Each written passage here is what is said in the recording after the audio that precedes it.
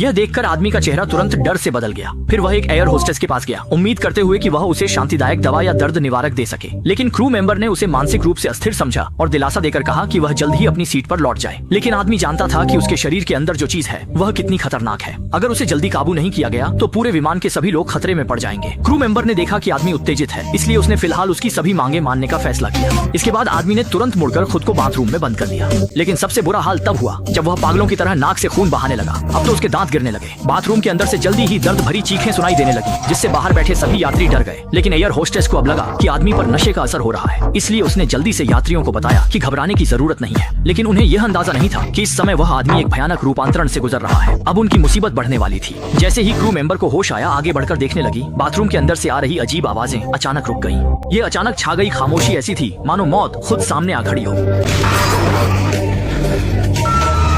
इसके बाद बस 2 साल 6 महीने ही हुए थे कि महिला ने अचानक देखा कि एक विमान उसके सिर के ऊपर से नीचे उड़ान भरता हुआ गुजरा, फिर जमीन की ओर गिरा और एक धमाका हुआ जिससे आग की लपटें उठी। उस रात फोबोले विमान दुर्घटना स्थल पर पहुंचे। वहां का मंजर देखकर लोग दंग रह गए। चारों ओर शव बिखरे थे। जब वे शव ढूंढ रहे थे तभी उन्हें एक अजीब शव दिखा। पता चला कि वह शव उस आदमी का था। डॉक्टर उस लाश को घूरते रहे, हैरान रह गए। उन्होंने सावधानी से औजारों से शव को पलटाया और देखकर वे डर गए। ये राक्षस न केवल दिखने में डरावना था, बल्कि उसकी छाती पर 8 अजीबोगरीब चीजें भी उगी हुई थी।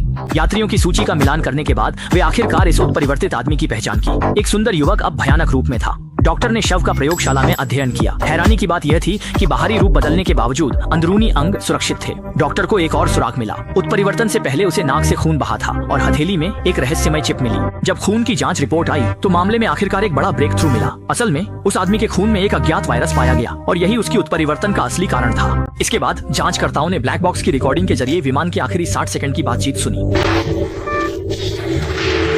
इसके तुरंत बाद ही भयानक विस्फोट हुआ। जब वे सामाजिक संबंधों की जांच कर रहे थे तो उन्हें उस आदमी के आखिरी संपर्क कियांग भाई का पता चला। लेकिन जैसे ही वे कियांग भाई से पूछताछ की तैयारी कर रहे थे, अजीब घटनाएं घटने लगे। आदमी ने पुलिस द्वारा दी गई उस राक्षस की तस्वीर पर नजर डाली ही थी कि उसकी नाक से अचानक तेजी से खून बहने लगा और फिर उसके पूरे शरीर में अजीबोगरीब प्रतिक्रियाएं होने लगी। इंट्रोगेशन रूम के बाहर खड़े डॉक्टर ने तुरंत यह निष्कर्ष निकाला।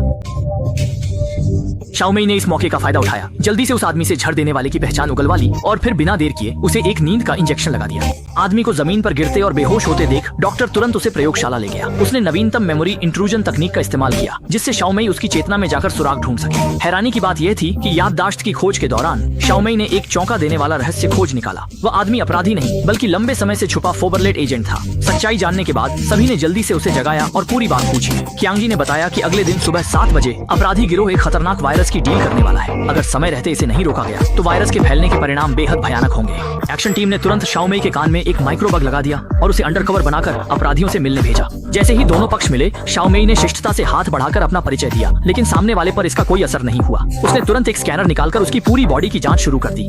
जब स्कैनर कान के पास पहुंचा तो डिटेक्टर ने अचानक तेज अलार्म बजा दिया। सौभाग्य से शाओमेई पहले से तैयार थी। उसने बग के जरिए कियांग जी की दूरस्थ गाइडेंस सुनी और सामने वाले की हर बात को शब्दशः दोहराया, जिससे